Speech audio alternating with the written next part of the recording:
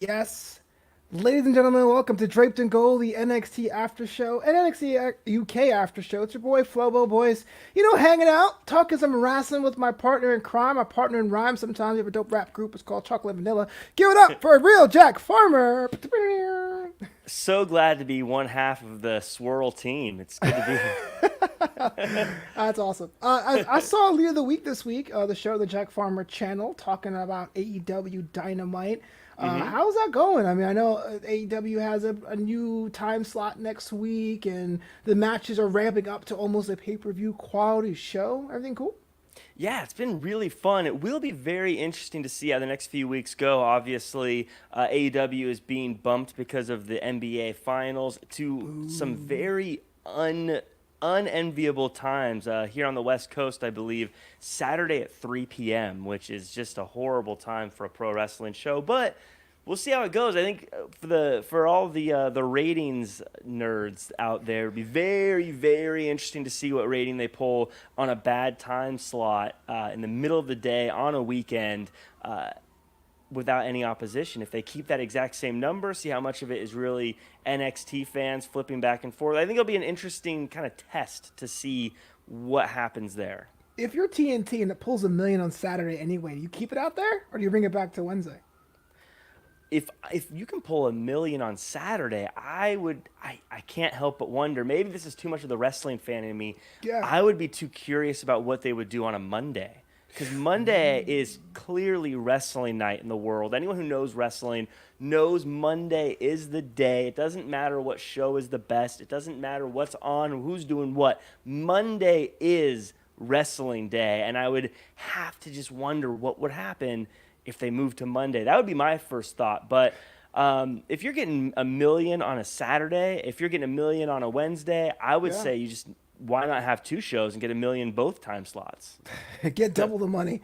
Right. Speaking of surprises, though, top story yesterday, I guess for me, was that a mystery opponent was in this triple threat match heading over to NXT TakeOver 30, and it was a returning Velveteen Dream. Now, let's talk about this. It's kind of hard not to without getting outside the ring, rumors, innuendo, Patrick Clark the man, Velveteen Dream the performer. But thoughts about Velveteen Dream returning without any prior announcements or vignettes in a match and seemingly turning heel? I think it's very interesting because obviously AEW had a similar situation, a little different but similar, where someone was taken off TV for a while because of some outside of the ring issues, and then brought back, and it felt a little weird them coming back right away. I think with Velveteen Dream, just to address the outside of the ring stuff, I don't know anything. You I'm don't? not an insider. What are you doing here then? I don't have any inside information. All I know is what Twitter shared. My thoughts, though, is I've seen the way the WWE operates. I've seen the way they work, and they got rid of some people over this, and they've kept some people off air because of this.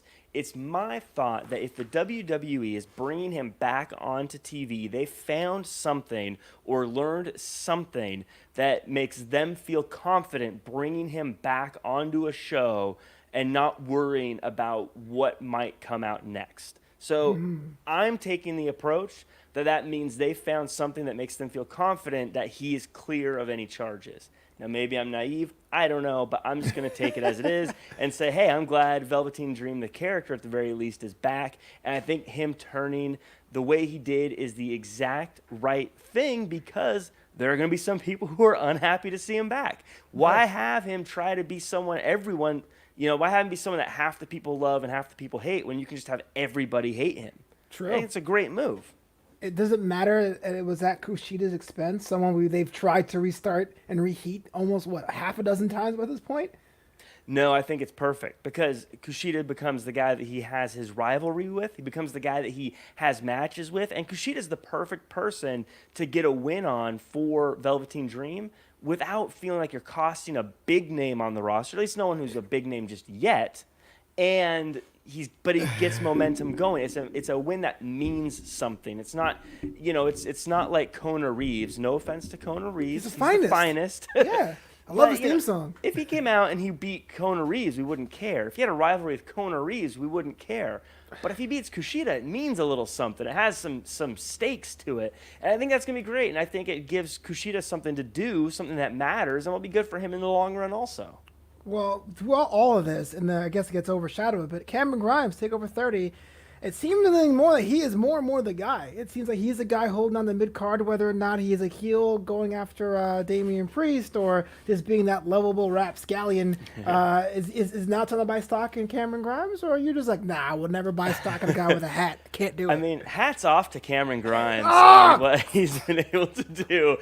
He has been a bit of a Swiss Army knife, I think, for NXT. He's been that guy that wherever you need someone to be, he's been able to be there. He's been able to be the guy that antagonizes people, that gets under people's skin, as we said before. And I think this is their way of rewarding him and saying, look, you haven't necessarily been the guy that's been getting lots of dubs, but you have been putting in work, and you've been doing well, and you've been getting reactions. I think this is a good thing for him, and I think hold on, Jack. Let me jump in here for a second, dude, because we were on this show at a previous network, right? Yeah. And week in and week out, you will clown this guy and say, I don't really see it. By the way, I'm Jack Farmer. I'm never wrong about anything. And now he's a Swiss Army knife? Is that a good thing now? You're just jumping on board this man's bandwagon? Or hayride machine? I don't know what he has. I don't think he has. I feel like he doesn't drive a car. He's definitely got a hay wagon. That's it, a hay wagon. He is. Look. He's put in work. This is a time period. This is a period in time I think we'll look back much the same way we look at the Ruthless Aggression era. And it's like the people who stood out and stood up when a lot of stars weren't available and a lot of people weren't available. And NXT has been gutted over the past few months for people going to the main roster or people who weren't able to be there. And he's someone, much like a Zelina Vega, who has shown up and been a kind of a linchpin to big chunks of the show week in and week out. And I think whether you're a fan of him or whether you're not a fan of him, you can't deny the fact that he's been really holding a lot of things together without getting the credit he might deserve. Wow. I want you to clip this out. This is basically an asterisk. No. I remember. Please don't show Cameron Grimes. Oh, and don't show him that video I did with him with all my cracks as well. Before we move on to our next match, Jack Farmer, I see you drinking something. Looks pretty hot and tasty and flavorful. Can you let me clue a brother in? That's what you're sipping on? Well, let me tell you something about this. So we did a show earlier this week, What's Up with Flobo, after hours, and it went late. We were talking late into the night, and I had to wake up the next day to do another show, and I was tired. And then after that, it was like, man, I had another late night, had to get up early. Last night, I'm doing AEW Elite of the Week, out late, getting up early to do today's show. But you know what keeps me going, Flobo? You know what keeps that energy high? Video games? It's a cup of Broasters coffee, which I got at www.thebroasters.com. Now, I know what you're saying. I know what everyone listening is saying. They're like, Jack, it's coffee. Coffee's coffee. It doesn't matter if it's from the grocery store. It doesn't matter if it's in a tub. But let me tell you, you don't know coffee until you've had some small batch, weekly roasted, single origin, high-grade beans. These ones, they're brewed out in Rome, New York. Your old neck of the woods, at least New York anyways. We'll call it that. I'm a New York resident. It's fine.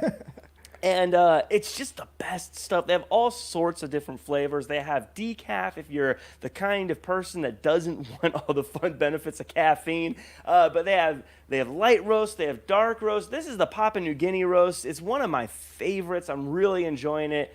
I could talk about it all day, but you'll never know just how good it is until you try it yourself. Go to www.thebroasters.com and order some today. Use promo code BROCODE1. You'll get a discount, and you get a little bit of swag thrown in. It's funny because I bought some of the Broasters Papua New Guinea blade just to support a brother, support the bro code, and I had it. And it's so good. Like, I'm never this kind of guy. I'm kind of the guy that would open coffee and use it till it's ended and get into something else. Like, the PNG is so good that I have made a choice to have the good stuff in the morning with Broasters. And then in the afternoon, I'm feeling something else. I'll get some kind of like the low-grade stuff, the grocery store stuff. So, I mean, look, even though we make fun of you for saying you're so advocate, it's good stuff. I can't knock it. I can't knock it at all. I appreciate the kind words. And yeah, like I said, the Papua New Guinea, I always say the Russo Bros your morning. In my opinion, you got the Russo Bro in the morning. You've got the I am blanking out on the name. I'm a terrible Ethiopian blend? The Ethiopian blend, yes, that is a good midday coffee. But the Papua New Guinea blend, that's the one that you have when you're inviting friends over and having a chat, and you just want to have a cup of coffee. That's why I like to have them during these shows. It's great. Chat and coffee. Chat and coffee. Kind of a sad news story outside of the ring that's kind of ties in today's storylines. Shotzi Blackheart was a victim of a smash and grab early this week. Someone made off with their helmet and their ring gear, which is kind of lame because, I mean, well, one, get your car broken into in solo is always lame. But then there's also the sentimental thing of, look, these are my tools for my trade. If someone, like, Jack and I, we're DJs. Mm-hmm. And at my apartment when I used to live with my girlfriend, there's that whole like chivalrous thing going. Oh, it's late night. Okay, she can have the parking spot. I don't want her walking by herself. But I would like tarp down my car and like black out the windows because you got to make sure that you need to provide for yourself is there. But someone took off Sassy stuff and she was in her street clothes yesterday in a match which I kind of dug. So what's going on with this Robert Stone brand, man? Robert Stone looks like Mercedes Martinez and Aaliyah are a thing, and it's actually working on some level. And you got some screen time for my girl Casey and Caden. But the real story, at least to me, seems that Rhea Ripley and Shotzi Blackheart are having a little bit of an alliance? Question mark? Yeah, lots to unpack there. First and foremost, Shotzi learned a very important lesson, which is you just don't leave your stuff in the car overnight. I know how tough it is sometimes. As a DJ, I get home super late at night, it'll be 3 o'clock in the morning, but unless your car is secure, you do not leave your stuff out. Honestly, the worst part about having things like that stolen, it isn't even the initial monetary value sometimes. But that too. That emotional thing. Yeah, the monetary value counts too, but it's that the emotional side of it and the stuff you lose that is like important to you that you can't just go out and buy and replace. I saw she got it back. They found it. She's got her stuff back, which is great. I love the idea of a tag team of Rhea Ripley and Shotzi Blackheart. They look like they'd hang out together. They look like they'd be a team. You've got different types of energy between them. I think they could make a run at the tag team titles. I think they are a great team, and it gives Rhea Ripley something to do to sort of reinvigorate. I don't know. That's balsamic. I have no idea. To just get her going again, and because she was so hot going into coming out of last year, it gives her that stuff to sort of get the fire going again and bring Shotzi along with her. I think that's fantastic. It's a great idea on their part. I guess it is a good idea if you're thinking of NXT as a separate universe. But I would have loved if Shotzi went to Raw and reformed the Riot Squad with Liv and Ruby Riott. That would have been dope for me. Tatted up, green hair everywhere. I am ashamed of you, Flobo, because you're the one that says to me all the time, I say what? You need to quit living in the past and redoing things. People want new stuff. The Riot Squad, they're doing their thing. It's fine. Yeah. But I think even beyond NXT being solo, like I said, I think I could see Rhea Ripley and Shotzi Blackheart going for the tag team titles. I could see them across the ring from the Golden Role Models, and it would be a fantastic visual, a fantastic match. The promos would be great. Could you imagine Rhea Ripley and Bayley going at each other on the mic? Say no more, family man. Bayley's in it. I'm cool. Yeah, I know. I can say whatever you want. And Lance Storm as the world champion. D'Lo Brown's the timekeeper. We're looking at everything. What is going on? But I think that that's a fantastic duo. It's a fantastic team, and you can have them be a team for however long. You can have them part amicably down the road, or I could also see like Rhea Ripley going out for herself and attacking Shotzi, and then you have the young, plucky Shotzi going after the also young but bigger, stronger Rhea Ripley. I think there's so much to do with it. I think it's great. I think it's very, very smart on their part, and I think it's 2 stars that I want to see more of anyway. So I'm all for it. Pop quiz, man. I'm gonna get a hot take from you. So the 6 women involved in this angle. We got Mercedes Martinez, Aaliyah, Rhea Ripley, Shotzi Blackheart, Casey Catanzaro, and Caden Carter, which is a tongue twister. Yeah. Which woman has the most upside? Which one do you think this time next year? Not like now this year. This time next year being like marquee talent, this is going to be the one on all the souvenir cups. Rhea Ripley. Still. Rhea Ripley. Yes. Still. Rhea Ripley.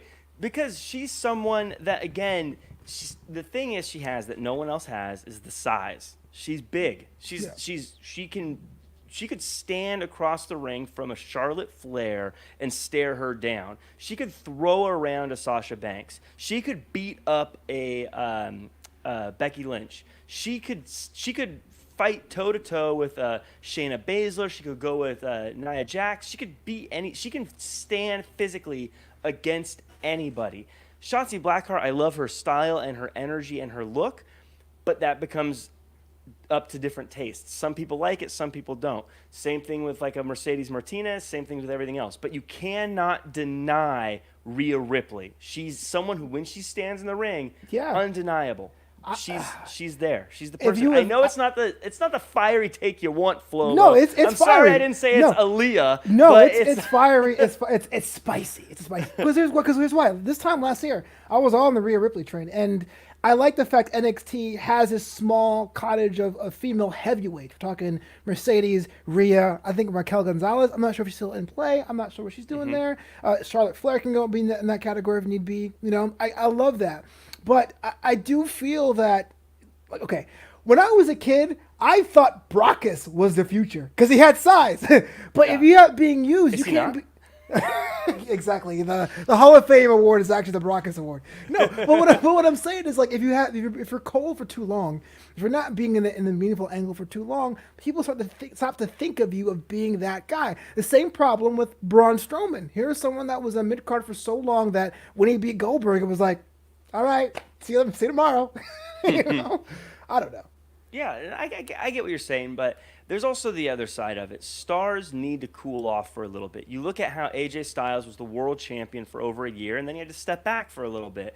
You look at Seth Rollins. He was leading the charge for a long time, and now he's stepped back a little bit. Brock Lesnar, he does it a little differently. He really steps back. But he's like on a yacht somewhere.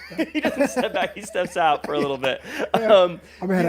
But I think that's all that's really happening to Rhea Ripley. I think they realized they pushed her super hard. I think of it as like one of those really old school racing video games where you have a nitro boost meter, and you can use it up and it goes down, it goes down, it goes down. And I think they used up a lot of hers. And okay, we need to stop. Just going to slow down a little bit, but we're going to let that meter refill a little bit. And then once things get going again, we can start pushing her super hard again. Because remember, she was everywhere. She dominated everything. And you can't have people dominate forever or it gets tired. We've seen that happen that's how you become a Roman Reigns or a John Cena, not in the good way. We're mixed because you're pushed too hard. It's true. I guess Charlotte Flair in that way, right? Even though Charlotte Flair as well, yeah. Even though with my conversation with Charlotte, she says, I'm the champion, but it's never my story. I'm usually just propped up there as someone to beat, so I make other people their story, but that's neither here nor there. I love Charlotte Flair. She's the best female wrestler of all time, and I also think that she gets a bad rap, but that's neither here nor there. That is here or there, because here is one of the greatest women's wrestlers of all time, and we're so spoiled as fans to be like, I don't like her because her name is Flair. Like, what? No, I was going to say, it's like I always say, people can't stand greatness. They can't stand it for some reason. It's all the same people who now are like, man, there hasn't been a real star since John Cena. Are the same people like, boo, John Cena, too much of him. Why isn't he a heel? You can't, people are never happy. Once Charlotte Flair's gone, you're going to see everyone be like, she was the greatest of all time. Oh, my God. I always loved her. Blah, blah, blah. That's when it's going to happen. It happens with all the greats. People don't like them until they're gone. It's true. And then everyone always says, so she got away because she's a Flair. I was like, you can't deny that being a Flair got her a tryout. Mm-hmm. It got her in the door, but wrestling is filled with second generation, third stars who just do the bingo halls, whatever that may be in your interpretation. Yeah, tell that to Michael McGillicuddy. Yeah, I forgot he changed his name. Yeah. Michael, the only Paul Heyman guy I can think of that didn't work out. Even Cesaro got a little bit of a bump with Paul, but with Axel was like, sorry, I tried. Yeah, there's a ton of people who are second and third generation. It doesn't work. So just saying you're a Flair doesn't mean anything. She's great. She's amazing, and she deserves a lot of credit. Yeah, you know who deserves a lot of credit? My man Keith Lee took a fireball to the eye. Okay, so here's the deal. So it turns out a man has limits if you can't see. I'm getting kind of weirded out by this whole carrying cross thing. Limited Keith Lee. I'm going through a problem today, guys. This thing is getting so weird, man. So your boy Keith is still fighting to honor the soul of D-Jack, which he called him D-Jack now. Okay, cool. And Scarlet comes out. You got the whole big swirling clouds, and a contract had a fireball in it after a kiss. Here's the deal, Jack Farmer. I know you're on board because Keith Lee is a new NXT champ, and Karrion Kross seems to be that guy.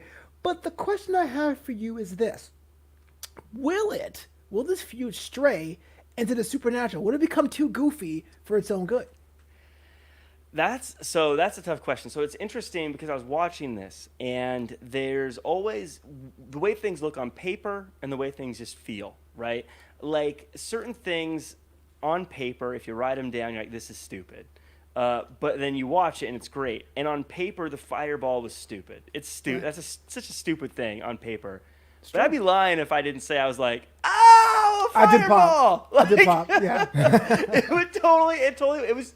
I get it. If I explained it to someone, or if there's someone who didn't watch wrestling, like saw it, they'd be like, "This is corny." I'd get it. I wouldn't argue with them. But me watching it, I loved it. And so, will it go into Supernatural? I don't know. Will that be a good or a bad thing? I don't know. But so far, what they've done has worked really, really well.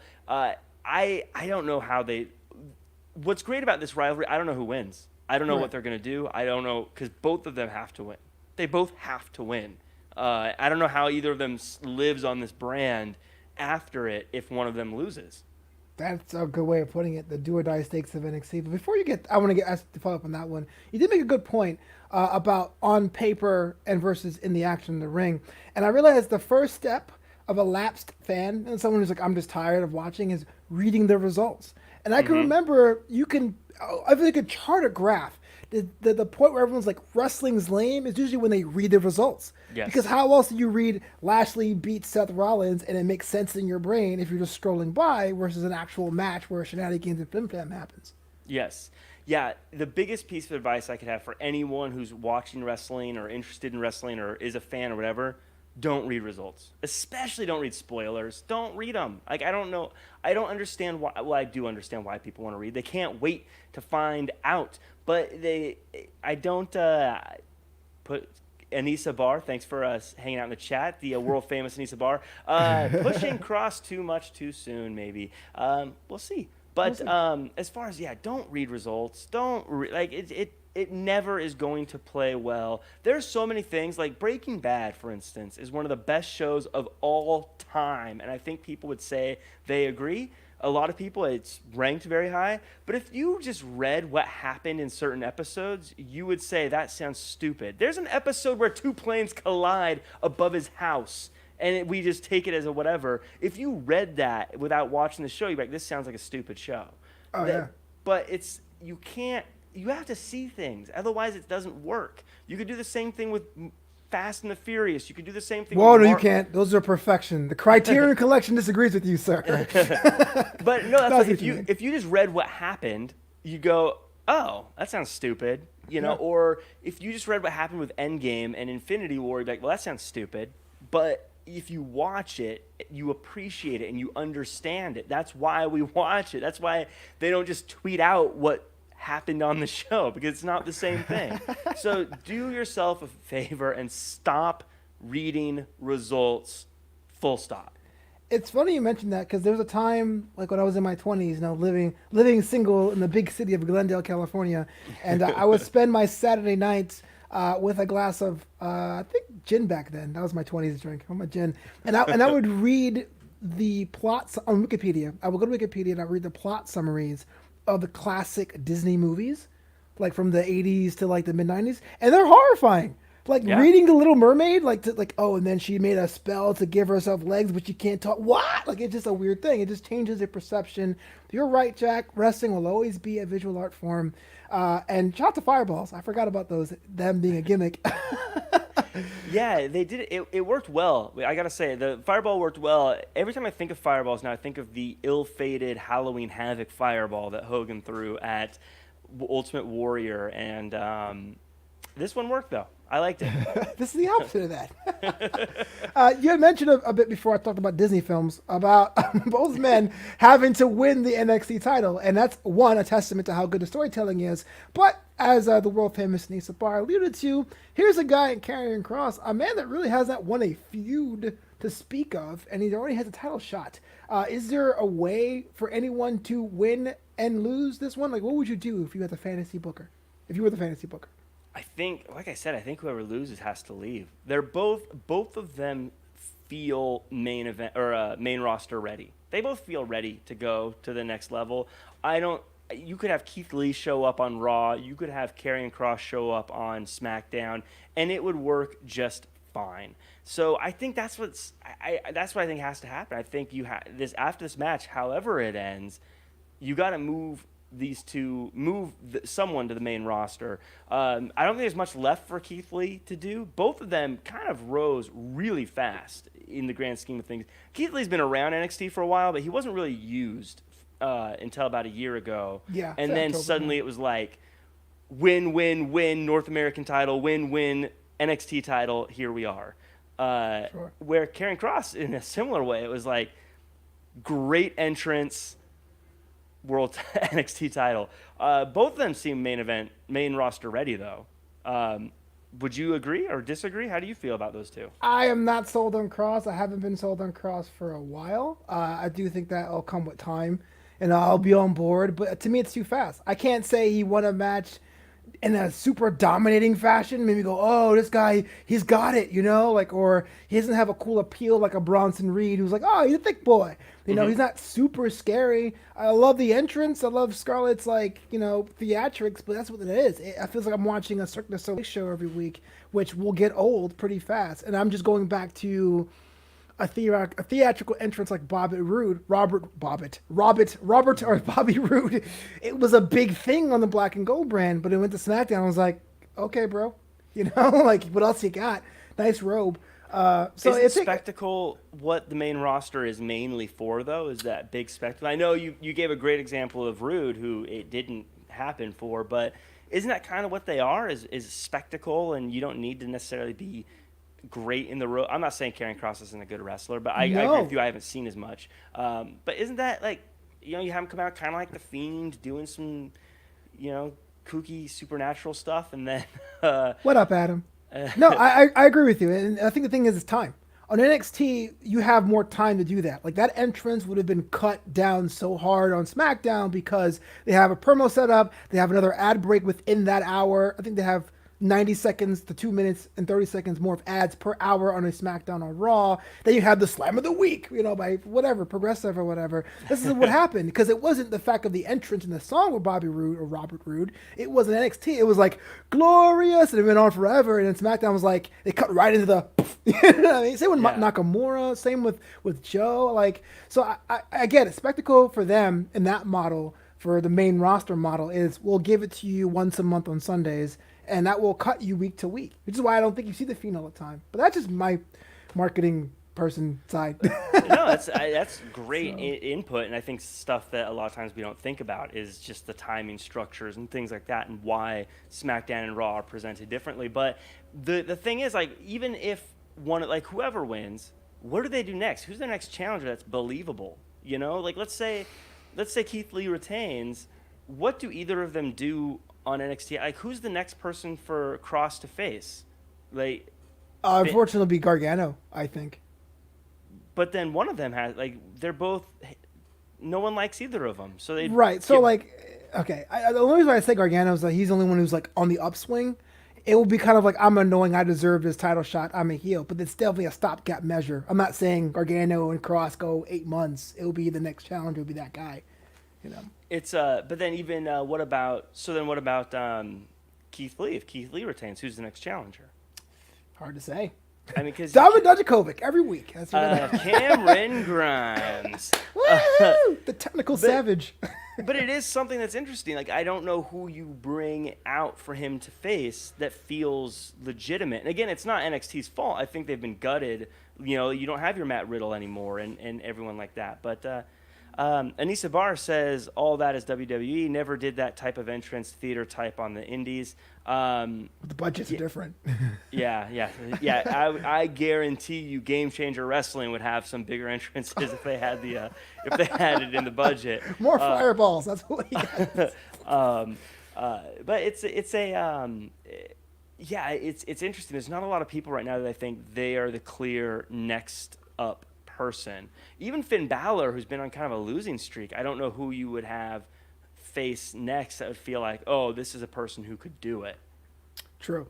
I'm with you with Balor. It's just, my heart breaks so much. But I have to move on because I don't want to talk about how I have so much faith in Finn Balor. And he's just a guy now. He's the prince. So anyway, let's talk about feuds. Adam Cole, baby, who actually was featured in NXT UK this week. We'll get to that in a minute. And Pat McAfee, it's official. We are going for it.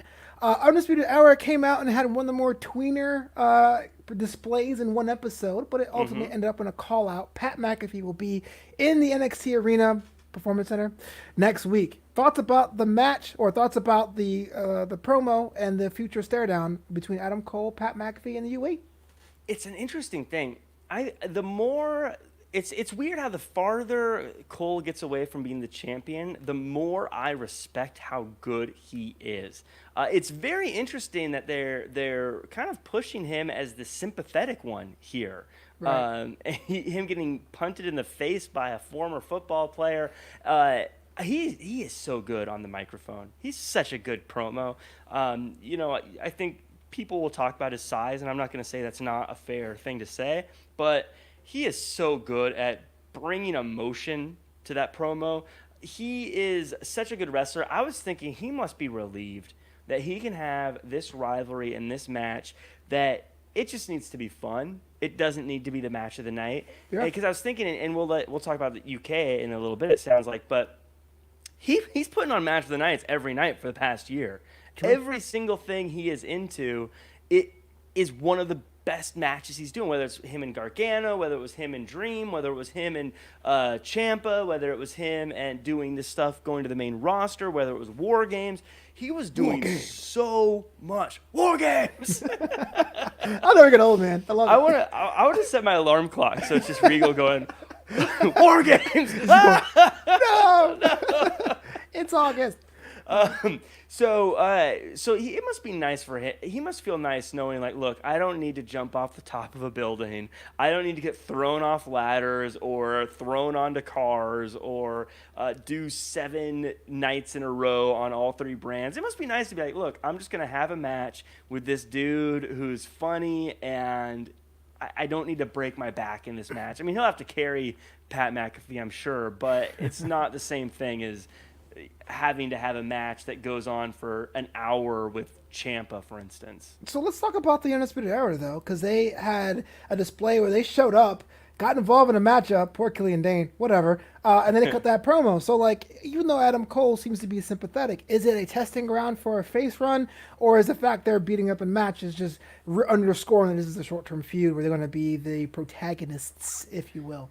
Without a doubt, it's a test of a face run. Look, it's not an accident that Drake Maverick left the ring and they beat down the bad guy. That wasn't just a coincidence. That was because they didn't want them beating up the little guy. They want him to beat up the bad guy so that we all feel still a little sympathetic for him. I have to predict. If I'm reading my little crystal ball here, I think they're gearing up for an Imperium versus Undisputed Era rivalry. 2? In which case, yeah, I think they're going to – I feel like they didn't really finish it. I think they're going to really, like, build it up to it and have it be legit. And I think if I'm just, again, reading the tea leaves, I feel like Imperium's going to kick Undisputed Era out of NXT. I have a question, though. Sidebar. Did you appreciate their matchup at Worlds Collide this year? Or are you just wording the fan? Or are you just kind of like, did you read the results? I'm just kidding. I'll be honest, I didn't watch Worlds Collide. Okay. So I didn't see it. The reason why I'm saying that is, like, I I am not. Oh, I won't tell you how it won then. No spoilers. I am not upset with the result. I'm just kind of upset how it got there. If that makes sense. Like they couldn't have two. They couldn't give you gang warfare. They made a point to make one team seem more sympathetic than the other, which kind of killed it for me. So I would love to see an Imperium Undisputed Era 2 personally. But I like more wrestling. I like Bobby Fish. He's so cool. He's the guy who shows up late to work and no one cares because he's Bobby Fish. He is so cool. Bobby Fish is the most underrated person, I think, maybe in NXT. He's a heart and soul. He's so good, but he's never the focal point. But he looks cool. He wrestles well. He's good on the mic. He's believable. But the Undisputed Era, they're the classic team that's so cool. We can't hate them forever. Yeah. Imperium is very hateable. But so it's a good transition for them to make, I think. And I think it's time for Undisputed Era to just embrace the fact that we want to say, baby, and boom, and do all that stuff. Just let us love them. Let me love you, Undisputed Era. Let me love you. No. So let's talk about things I hate. Leyenda de Fantasma, Santos Escobar. I love the group. I love the look. I love what they stand for. But they are supposed to be a hated heel faction in the cruiserweight division. We saw that in the match with Tyler Breeze, who Tyler can't get no respect. Listen, Jack, I like them, but are they hitting, as the kids say? Are they slapping? I think they're great. I think they're so cool. I think the music's cool. I think the way they look is cool. That golden jacket is cool. I think he's one of the coolest things going on NXT right now. And I think there's a bit of a confusion, and maybe this is where Bobby Fish does have one of the best names. But I think there's some confusion in hitting and finding where they're at on the show. They're not the main event. They're not. They're an early part of the show. So are they featured like a main event threat? No, they're featured like an early part of the show threat, and that's what they do. And I think they do it very, very well. But it's the most interesting the cruiserweight division has been since Enzo had it, I think he's great. I think he's a fantastic person. I don't quite agree, right, but I see what you're saying. Who's better? Who? I get it. Not who's better. I mean, as far as interest in the division. It's hard to say with the cruiserweight division because they kept on doing these restart tournaments. But my brain went to Jordan Devlin. But I understand that people are like, who? Well, exactly. Yeah, I understand if you said that. So that's why I'm kind of like, I disagree personally, but I won't fight you on it. The problem I have with Leyenda de Fantasma, it looks great. I love the gold thing too. I like the fact that there's like a stable in the cruiserweight division. There's not really much of an opponent for them. There's no like people banding together to take them down. But I actually know less about Mendoza and Wild than I did a year ago. When they were a vanilla breakout tournament, I would say, hey, Joaquin Wild has a hat. Mendoza wears Mexican colors on his tights. Now they're just dudes in the background. Well, that's a problem, or do I have to wait and see because I'm just quick to jump the gun? I think that right now they're the backup. So they're not supposed to be the people we know about. They're not supposed to be the person that has character development. Right now, they're building up a team so that we can get some development out of Swerve. And Swerve is going to take them on whose house? Swerve's house. Still on that Swerve train, bro. They're not going to give him a shot. They're not going to give him a shot. Swerve is the guy. He is the guy. We still have a few months left in 2020. I still believe he will be the breakout star of NXT. I'm gonna jump in here. For those of you just checking into Draped in Gold, this is on Facebook. Thank you for joining us. So this time last year, a little before this, Jack and I had both picked people we thought were going to be breakout stars. I picked Caden Carter. I'm holding out hope. I don't think it's going to happen. But why is it okay for you to hold out hope? Because it's my thing. But Jack has picked Swerve, which I love Swerve to death. But like Caden Carter, you can't be a breakout star if you don't get wins. Continue. Swerve's the only one that's beaten him so far. Swerve is going to start racking up wins. He beat Hijo de Fantasma. He did not beat Santos Escobar. Okay. It's not Santa Claus. It's Chris Kringle. It's different. I'll let you have that because I would have made that exact same argument. Oh yeah. I love it. But it's Swerve. I think WWE is finally learning that Swerve is more than just a guy who's good in the ring. they're learning through his podcast and everything else. He's talented. He can talk on a mic. He can sell a program. I think he still has some great stuff to bring. I think he still could turn 2020 into a big year. Of course, Karrion Kross is probably going to be the guy now at this point that gets the breakout star, even though I don't think that's fair. He didn't really break out. He just debuted. But Right. but The showing up with the year award. like the showing up of the year award. It's but I think that rivalry, that's perfect because you give Swerve the chance to fight some people. Sometimes give Swerve a chance. Yes. Sometimes you need some fodder. You need some people for the hero to go through to overcome. If it was just one-on-one, then it'd be like, okay, cool. It's just like every other cruiserweight match we've ever seen. It's great, but whatever. But now that we can see Swerve, fight through the team and maybe have Drake Maverick help him out and things like that. That's what they're there for. They're not there to get themselves over. They're there to get the program over, and they're doing it great. The program. Look at you, insider terms and all that. And now we're heading. Yeah, it does, because I wouldn't use it, and I'm on the outside. So we're running a little short on time. I just want to talk to you about NXT UK. Fantastic show this week, I thought. If you guys have not seen NXT UK, you should. Doing a lot of hidden gems and classic matches in lieu of having the quote-unquote live show. So if you have the network, check it out. But the one match I wanted to ask you about, or talk to you about, is I didn't even know they did this. It was, at the time, NXT champion Adam Cole had a match with the then NXT UK tag team champion Zach Gibson in a one-on-one affair. Zach Gibson, if you don't know about him, is one of the more hated superstars in Europe. I don't know why, because he can talk better than anybody. But Adam Cole put on a classic for this show that was a hidden gem. So I guess in some ways, I'm kind of glad it got to the surface, showing how Adam Cole can go with pretty much anyone. Talk about an embarrassment of riches when you have a match like this that you don't even show until 6 months in the pandemic. You're 6 months in. I guess we'll get to this banger of a match. But this is what really made me think about Adam Cole and just how he was really showing out constantly.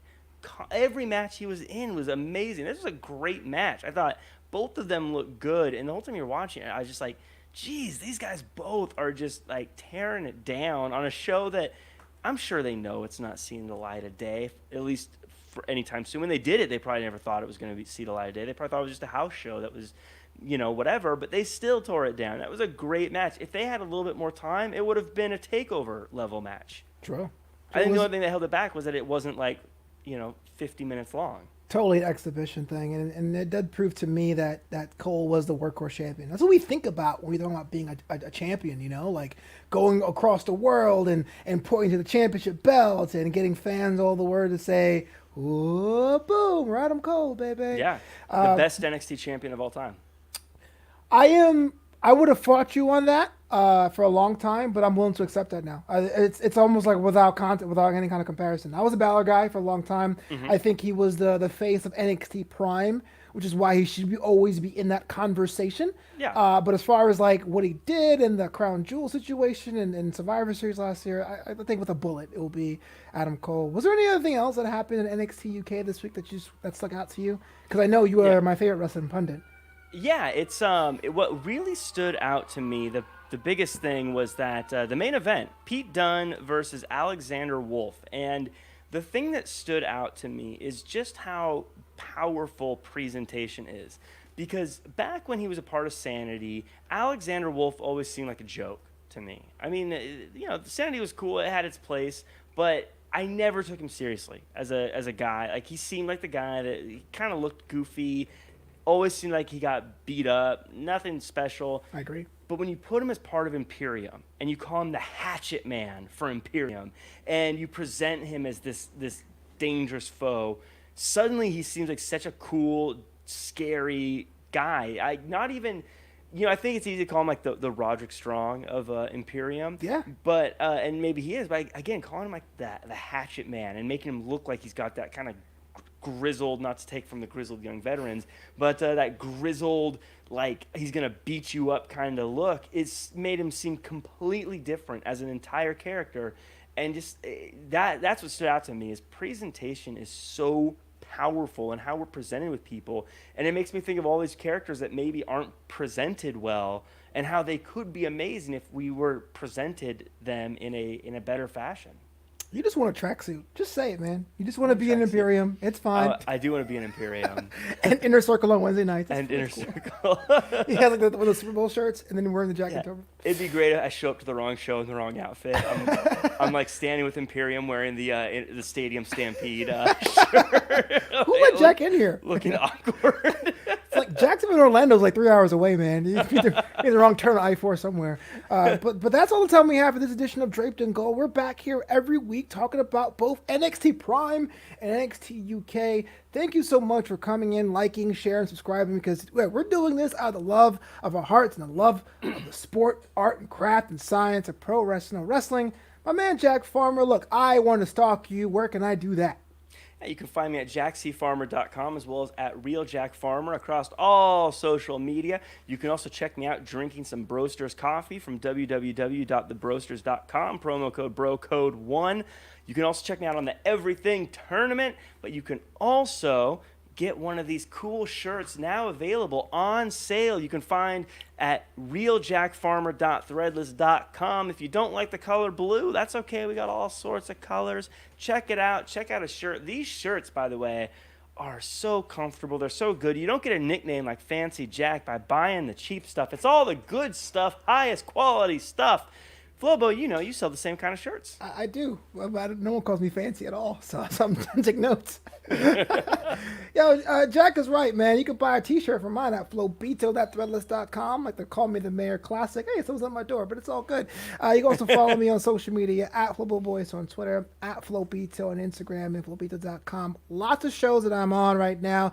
Brand new show announced this week. Flobo started on Netflix exclusive for Patreon subscribers. Become a subscriber at patreon.com/Flobo Boyce. New Amsterdam Radio. The podcast is Thursdays. Draped in Gold is Wednesdays. What's Up Flobo is Wednesdays and Fridays. What's Up Flobo After Hours is Monday nights. And I don't usually sleep, so I should get more Broasters coffee. But until next time, you know the deal. Do your best, and how's it go, Jack?